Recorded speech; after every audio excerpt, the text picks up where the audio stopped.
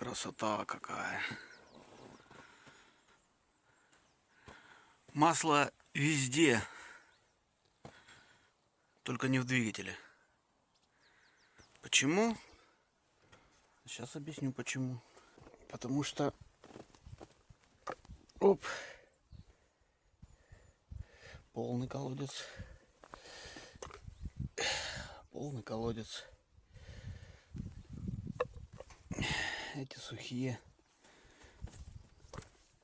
Да, здесь сухо.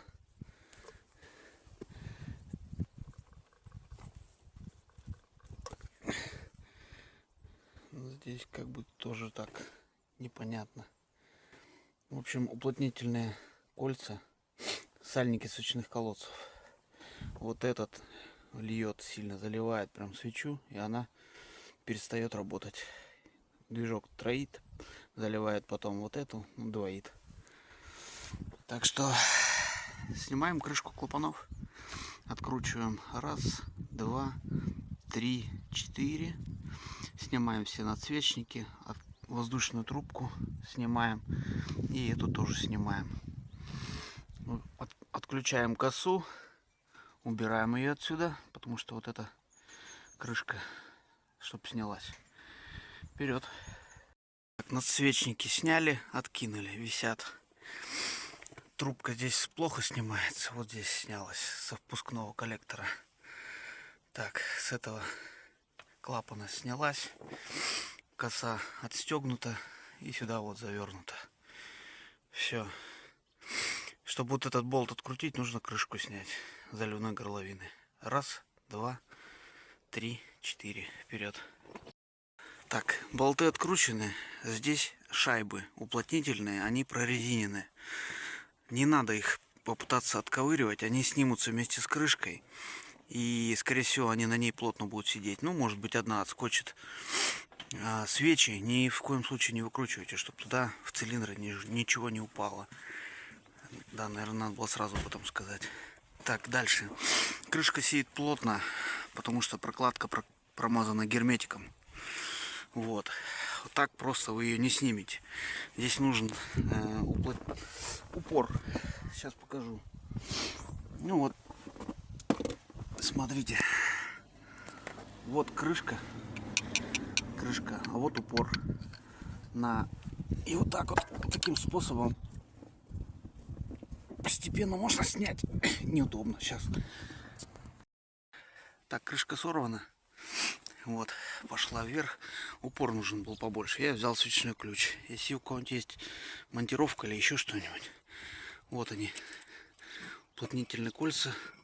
Сразу снимаем и ложим в коробочку, чтобы они не потерялись. Ну а дальше открываем крышку. Так, снял шайбочки, подковырял тут отверточкой. Ковырять аккуратнее. Почему? Потому что крышка из алюминия, она хрупкая. Блок чугунный. Поэтому подковыриваем, расшевелим, шарошим. Вот. Можем вот тут взяться. Все, теперь нам сейчас, возможно, станет известно, что же на протяжении 300 километров стучало под крышкой клапанов.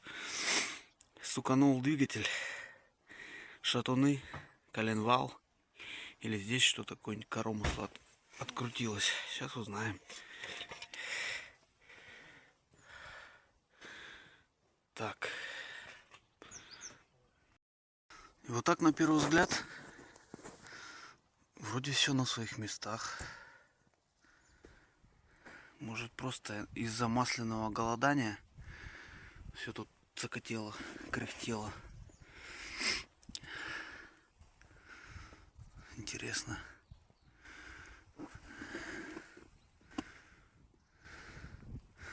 Ну вот здесь вот болт я сорвал, но один болт нормально держит.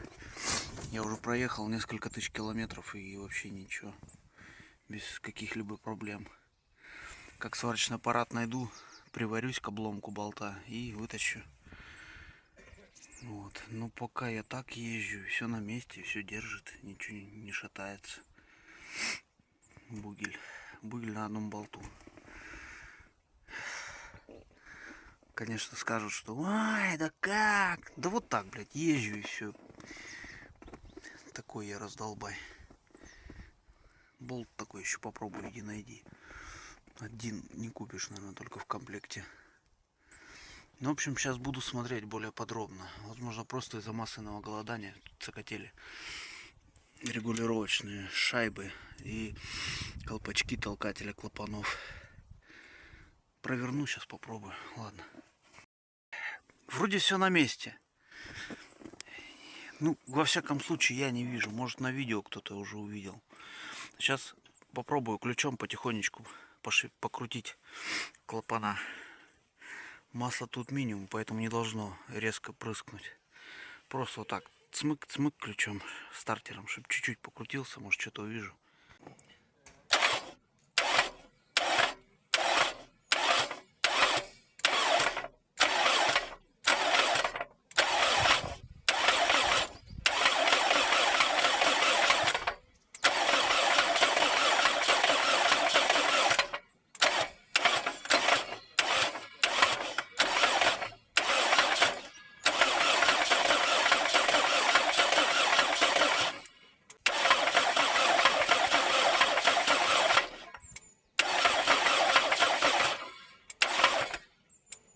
Кто-то стучит, но непонятно, что такое.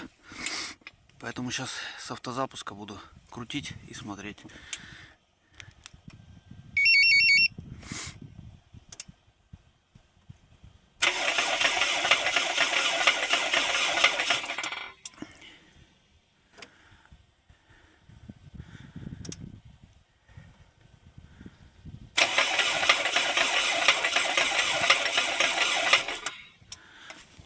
Вот здесь.